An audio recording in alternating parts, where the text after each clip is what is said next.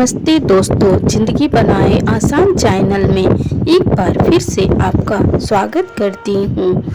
आज की कहानी बहुत ही सुंदर और ज्ञानवर्धक है, तो चलिए इस कहानी को शुरू करते हैं। बहू, आज शाम की पूरी तैयारी हो गई है या कुछ और बाकी है? क्योंकि नरेश बेटा से उम्मीद मत रखना कि आकर वो तुम्हारी मदद करेगा। अरे, तुम्हारी बेटी ब्याहने लायक हो गई है, तो क्या मेरे बेटे की उम्र नहीं हो रही? आखिर कब तक घर और बाहर के कामों के लिए तुम उससे मदद लेती रहोगी? सुलोचना जी अपनी बहू प्रतिभा से कहती हैं। प्रतिभा बोली, हाँ माँ जी, लगभग सारी तैयारी हो गई है और आप जानती हैं नेहा बेटी की पढ़ाई की वजह से मैं उससे बाहर के कामों के लिए नहीं कहती हूँ। एक बार उसकी नौकरी लग जाए और अपने पैरों पर खड़ी हो जाए, फिर जब ससुराल जाएगी तो अपने घर का और बाहर का सब काम तो उसे संभालना ही है, जैसे कि हर लड़की करती है।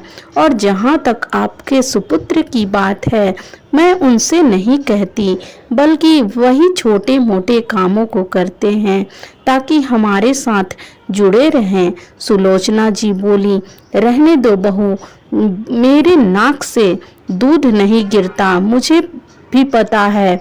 बस अपनी बेटी को समझा देना कि लड़के वाले के पास ऊंची आवाज में और जरूरत से ज्यादा ना बोले। हाय मेरा बेटा, जब उस थका हारा चेहरा देखती हूँ तो मुझे उस पर दया आती है। कम से कम नेहा की शादी हो जाएगी तो उसका बोझ थोड़ा हल्का हो जाएगा। वो कहता भले नहीं है, पर उसकी परेशानी मैं समझती हूँ। आखिर माँ हूँ, मैं नहीं समझूंगी तो कौन समझेगा? तभी नरेश जी घर में प्रवेश किए और बोले, माँ कौन परेशान है? अरे खुशी का मौका है, फिर परेशानी की बात क्यों कह रही हो? और मेरी बेटी मेरे लिए बोझ नहीं है, वो तो मेरा गुरूर है। आप तो बस अपनी पोती को आशीर्वाद दीजिए। ये लो प्रतिभा, समोसा, जलेबी और रबड़ी भी ला दिया हूँ। अब तुम्हें शाम में ज्यादा बनाने की जरूरत नहीं पड़ेगी। सुलोचना जी तिरछी नजर से प्रतिभा की ओर देखी तो प्रतिभा बोली, माँ जी, मैंने इन्हें कुछ भी लाने के लिए नहीं कहा था। सुलोचना जी बोली, क्या बात है नरेश, आज तुम जल्दी कैसे आ गए? फिर से बस बदल बदल कर आए होगे, देखो चेहरा कैसे लाल हो गया है। नरेश जी हंसकर बोले, माँ आपका बेटा अब बूढ़ा होने को आया है, मेरी चिंता छोड़ दो। अरे बेटी को लड़के वाले देखने आ रहे हैं, मुझे भी तो फीलिंग आने दो कि मैं भी अब ससुर बनने वाला हूँ। इतना कहकर नरेश जी हंसते हुए कमरे में हाथ मुंह धोने चले गए। इधर सुलोचना जी बुदबुदाने लगी। सब अपने अपने काम में लगे थे। तभी नेहा अपने कमरे से पढ़कर निकली और सोफे पर बैठकर टीवी देखने लगी। सुलोचना जी बोली, हे भगवान, कैसे बिखरे बाल और चेहरा लेकर टीवी देख रही है। यह सब तैयारियों में लगे हैं और तुम्हें कोई तैयारी नहीं करनी? नेहा हंसकर बोली, दादी तैयारी तो लड़के वाले करके आएंगे, क्योंकि परीक्षा तो उनकी ली जाएगी। सुलोचना जी आश्चर्य से बोली, लड़के वाले की परीक्षा कैसे ली जाएगी और कौन लेगा उनकी परीक्षा? नेहा हंसकर बोली, मेरी प्यारी दादी, अब जिसको परीक्षा देनी होती है वही तो परीक्षा भवन तक जाता है। मैं तो ना जा रही हूँ, लड़के वाले आ रहे हैं, इसका मतलब परीक्षा तो उन्हें देनी है ना। और क्या खराबी है मेरे चेहरे में? मैं बिल्कुल आपकी जैसी सुंदर तो दिख रही हूँ। इतना कहकर नेहा हंसने लगी। सुलोचना जी सोची, अभी सख्ती दिखाने से पोती विद्रोह न कर दे, तो बड़े प्यार से उन्होंने कहा, मेरी लाडो, मैं इसलिए कह रही हूँ कि ना जाने लड़का कैसा डील डॉल वाला होगा। मेरी पोती किसी से कम नहीं लगनी चाहिए। तो जाओ, मैं तुम्हारे लिए चंदन का लेप बना दूं, उसे लगाकर ठंडी हवा में बैठो। क्या टीवी के सामने अपने आंखों को काला कर रही हो? जाओ। नेहा मुस्कुराने लगी। तभी प्रतिभा आई और नेहा से बोली, बेटा दादी जो कह रही हैं मान लो ना। नेहा जानती थी अगर वो सवाल जवाब करेगी तो माहौल खराब होगा, इसीलिए वो चुपचाप चंदन का लेप लेकर अपने कमरे में चली गई।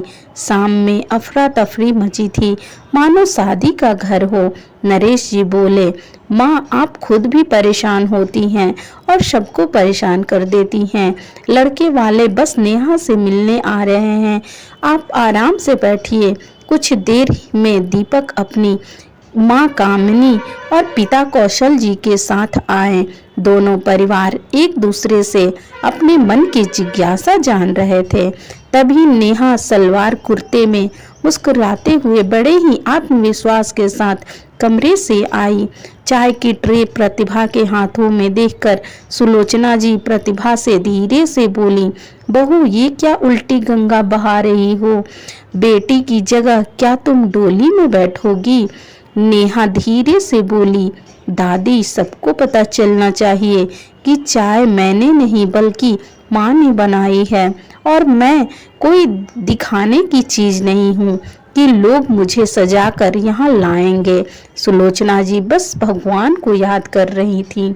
कामिनी जी को एक नज़र में नेहा बहुत पसंद आई। और पानी पीने के बाद उन्होंने नेहा से पूछा, खाना बनाना आता है?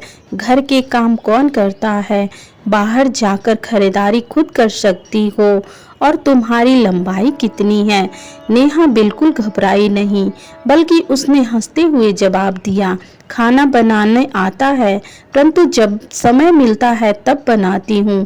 खरीदारी खुद कर सकती हूँ, पर किसी के साथ मिलकर खरीदारी करने में ज़्यादा आनंद आता है। लंबाई तो बस आप देख ही सकती हैं, हील चप्पल नहीं पहनी हूँ। नेहा के जवाब को सुनकर कामिनी जी तिरछी निगाहों से कौशल जी को देख रही थी। सुलोचना जी की धड़कन तेज होने लगी तो कौशल जी हंसते हुए बोले, वाह बेटा क्या जवाब दिया है।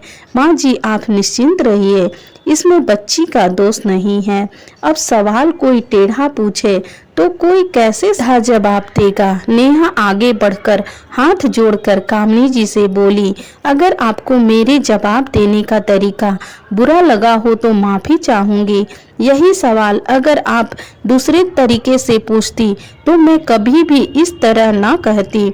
मेरे माता पिता ने मुझे ऐसे संस्कार नहीं दिए हैं कि मैं कभी अपने बड़ों का अपमान करूं। हाँ, जहाँ बात मेरे स्वाभिमान और आत्मसम्मान की आती है वहाँ समझौता करना मुझे पसंद नहीं। नेहा की बात सुनकर दीपक हंसने लगा और बोला, माँ बिल्कुल आपके टक्कर की है, आप दोनों की बहुत जमेगी।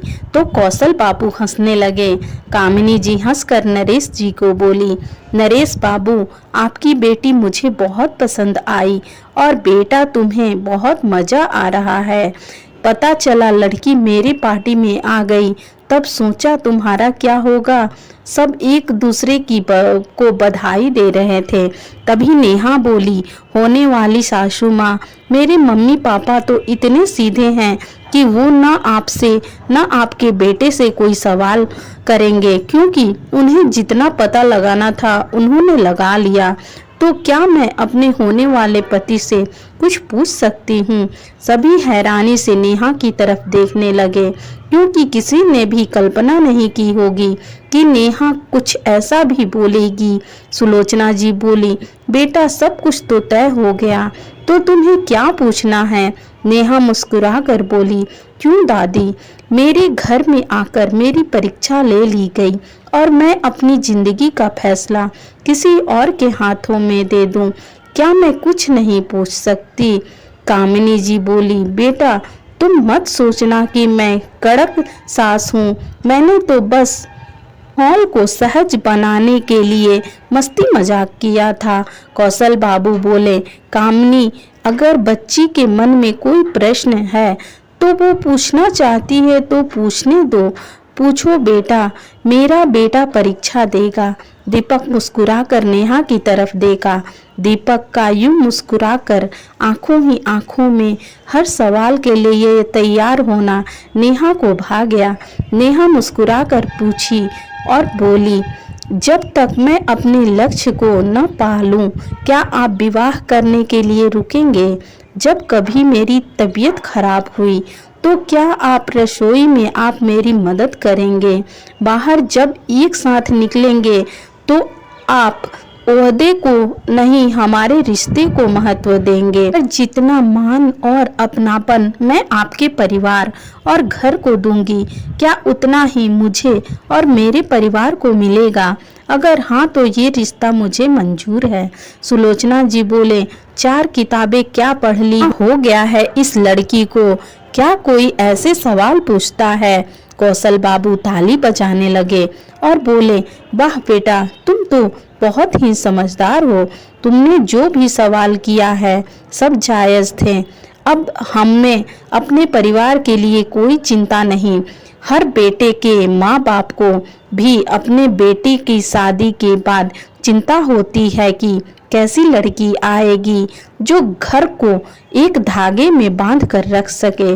कामिनी जी हंसते हुए बोली, हमें तो तुम पर पूरा विश्वास है कि तुम हमारे परिवार के लिए ही बनी हो। छोटी मोटी बातें तो हर घर में होती रहती हैं और जब तक सास बहू में छूट फूट बातें न हो तो जिंदगी का मजा कैसे आएगा? इतना कहकर कामिनी जी ने प्रतिभा जी को गले से लगाया। एक दूसरे को बधाई दे रहे थे। दीपक ने मुस्कुराकर नेहा की तरफ देखा और बोला, आपके हर सवाल का जवाब मेरी तरफ से हाँ है। उम्मीद करता हूँ मैं परीक्षा में पास हुआ।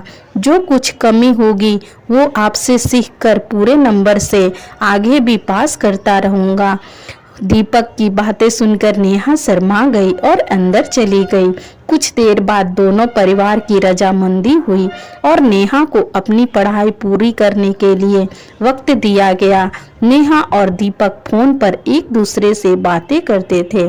करीब 4 महीने बाद नेहा की परीक्षा खत्म हो गई और उसे नौकरी भी मिल गई। फिर तो दोनों परिवारों में हर्षोल्लास के साथ शादी की तैयारियां शुरू हो गई। वो दिन था और आज का दिन। नेहा ने कभी भी अपने आत्मसम्मान के साथ समझौता नहीं किया, क्योंकि उसका मानना था विषयों की परीक्षा फिर से दी जा सकती है, परंतु जीवन की परीक्षा बार बार नहीं दी जा सकती। इसीलिए खुलकर अपनी बात को कहने में ही भलाई है। मित्रों, बेटा हो या बेटी, उनके रिश्ते की बात होती है तो खुलकर दोनों पक्षों को अपने मन की बातों को रखने का पूरा अधिकार है। भविष्य में कोई परेशानी न हो उसके लिए बेहतर है अपने मन के सवालों को होने वाले पति पत्नी के सामने रखना। आपको ये कहानी कैसी लगी? अपने अनुभव और विचार कमेंट द्वारा मेरे साथ शेयर जरूर करें। पूरी कहानी सुनने के लिए आपका दिल से धन्यवाद।